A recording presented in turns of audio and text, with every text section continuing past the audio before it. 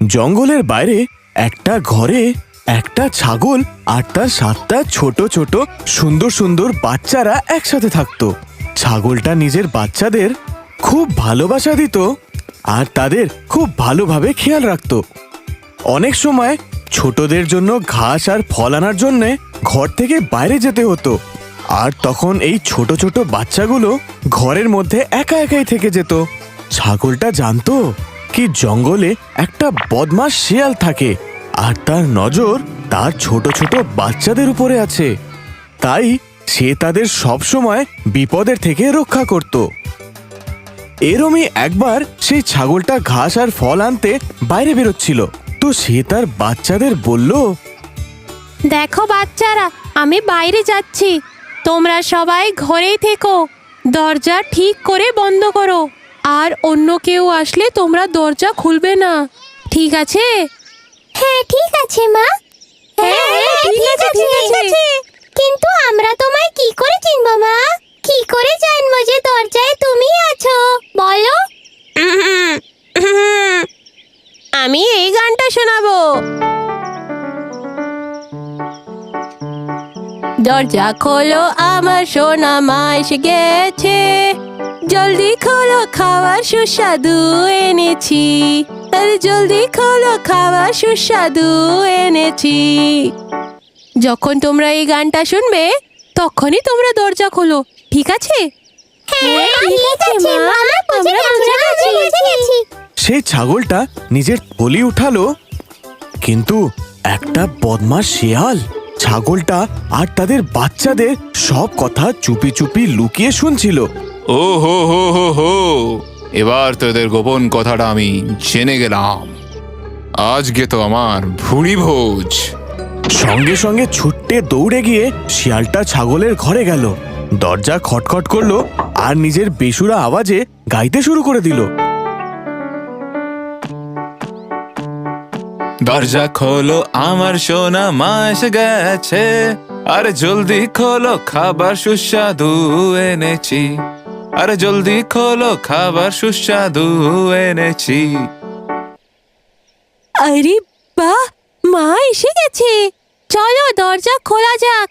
কিন্তু মা এত তাড়াতাড়ি কি করে আসলো? হ্যাঁ, দরজাটা খোলো, মা খুব সুস্বাদু খাবার এনেছে। দাঁড়াও, দরজা খুলো না এখন। এই আওয়াজটা তো আমাদের মায়ের না? মা তো কত সুন্দর গায়, এটা তো কোনো ব্যাঙ গাইছে বলে মনে হচ্ছে। ঠিক বলেছিস ছোট, এটা আমাদের মা না। হ্যাঁ, এটা আমাদের মা নয়। চলে যাও এখান থেকে, তুমি আমাদের মা নও। বাইরে দাঁড়ানো সেই শিয়ালটা হয়রান হয়ে গেল। আরে বাবা, আমি তো তোমার মা, দরজাটা খোলো। না না, তুমি আমাদের মা হতে পারো না। আমাদের মায়ের আওয়াজ তো খুব মিষ্টি, আর তোমার তো ব্যাঙের মতন। চলে যাও এখান থেকে। শিয়ালটা বুঝতে পেরে গেল যে বাচ্চারা এমনি তো হাতে আসবে না, কি করা যায় সে ভাবতে লাগলো। আরে এরা তো জানতে পেরে গেল আমার আওয়াজটাও না, কি করি? আইডিয়া, এক্ষুনি মধু খেয়ে আসছি। শিয়ালটা বুঝতে পারলো যে মধু খেলে তার গলাটা সেই ছাগলের মতন সুন্দর হয়ে যাবে। সে জঙ্গলে মৌমাছিদের ছাতা খুঁজলো, তারপরে যেমনি তেমনি ভাবে মধু খেলো আর সঙ্গে সঙ্গে ছাগলের ঘরে আসলো। আরে কি যেন ছিল ওই গানটা? হ্যাঁ, দরজা খোলো আমার সোনা মা যে এসে গেছে, আর তাড়াতাড়ি খোলো যে খাবার মজারই এনেছি। হ্যাঁ, এটাই তো ছিল। ছাগলের ঘরে এসে সে দরজা খটখট করলো। শিয়ালটা সেই ছাগলের মতন আওয়াজ বের করার অনেক চেষ্টা করলো। দরজা খোলো, আমার সোনা মা এসে গেছে, জলদি খোলো, খাবার সুস্বাদু এনেছি, আরে জলদি খোলো, খাবার সুস্বাদু এনেছি। মনে হচ্ছে মা এসে গেছে। হ্যাঁ হ্যাঁ, আওয়াজটা তো মায়ের মতন মিষ্টি। চলো না, দরজাটা খোলা যাক বরং, মা খুব সুস্বাদু খাবার এনেছে। হ্যাঁ হ্যাঁ,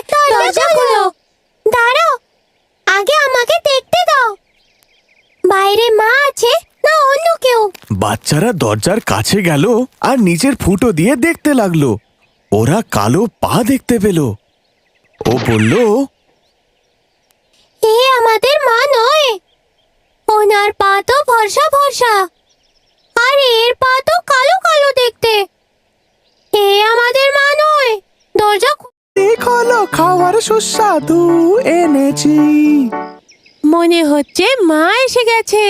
হ্যাঁ হ্যাঁ, আওয়াজটা তো মায়ের মতন মিষ্টি। চলো না, দরজাটা খোলা যাক বরং, মা খুব সুস্বাদু খাবার এনেছে। হ্যাঁ হ্যাঁ, দরজা খোলো। দাঁড়াও, আগে আমাকে দেখতে দাও, বাইরে মা আছে না অন্য কেউ। বাচ্চারা দরজার কাছে গেল আর নিচের ফুটো দিয়ে দেখতে লাগলো। ওরা কালো পা দেখতে পেল। ও বলল, এ আমাদের মা নয়, ওনার পা তো ফর্সা ফর্সা, আর এর পা তো কালো কালো দেখতে। এ আমাদের মা নয়, দরজা খুলো না।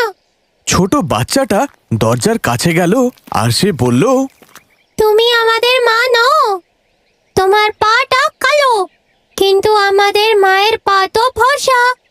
চলে যাও এখান থেকে, তুমি আমাদের মা নও, চলে যাও এখান থেকে। এবার শিয়ালটা হয়রান হয়ে গেল। ওফ, এগুলো বাচ্চা না গোয়েন্দা? এত জলদি সে শিয়ালটা কোথায় হার মানত? সে গেল সেই গ্রামের দিকে। দুপুরের সময় ছিল, ঘোড়াওয়ালা দুপুরের সময় আরাম করছিল। শিয়ালটা চুপি চুপি করে আটার বোরার মধ্যে নিজের পা ঢুকিয়ে দিল। এবার ওর পা ছাগলের মতন সাদা হয়ে গেছিল। এবার দেখছি কিভাবে দরজা না খোলে। শিয়ালটা আবার ছাগলের ঘরে গেল আর দরজা খটখট করে গাওয়া শুরু করে দিল। দরজা খোলো, আমার সোনা মা এসে গেছে, জলদি খোলো, খাবার সুস্বাদু এনেছি, আরে জলদি খোলো, খাবার সুস্বাদু এনেছি। এবার তো একদম মাই এসেছে। হ্যাঁ, এবার তো মাই এসেছে, দেখো কত মিষ্টি গলা।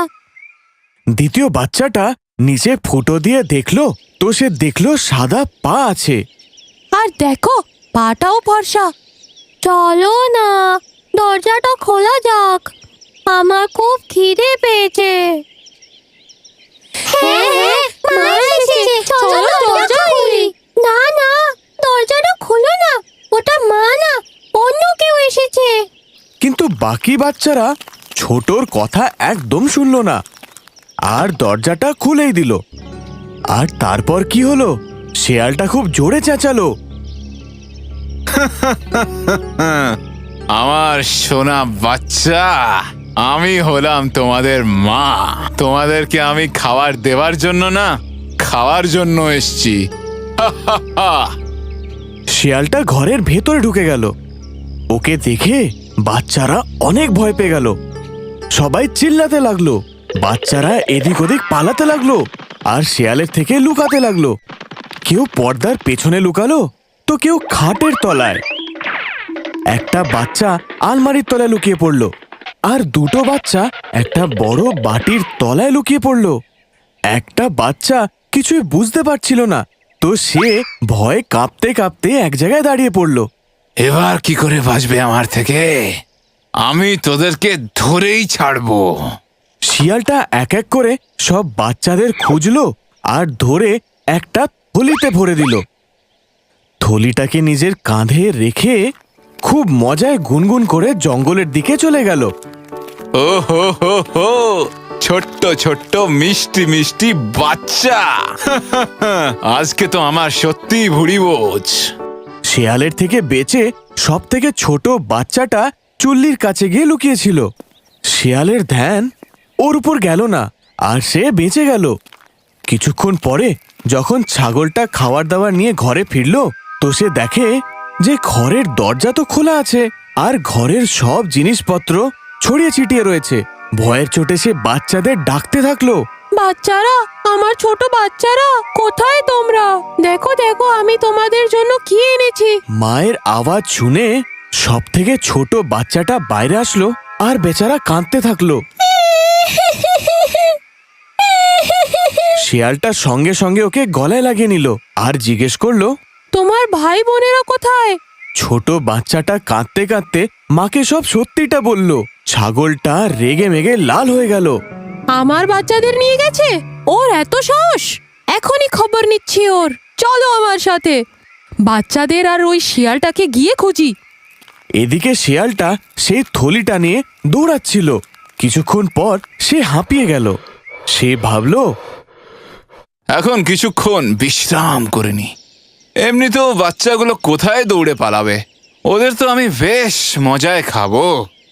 হ্যাঁ, এমনটা ভেবে শিয়ালটা থলিটা নিচে রেখে একটা বড় গাছের তলায় বসে আরাম করে ঘুমাতে লাগলো। আর সেই ছাগলটা বাচ্চাদের খুঁজতে খুঁজতে সেই শিয়ালটার নাক ডাকার আওয়াজ শুনতে পেল।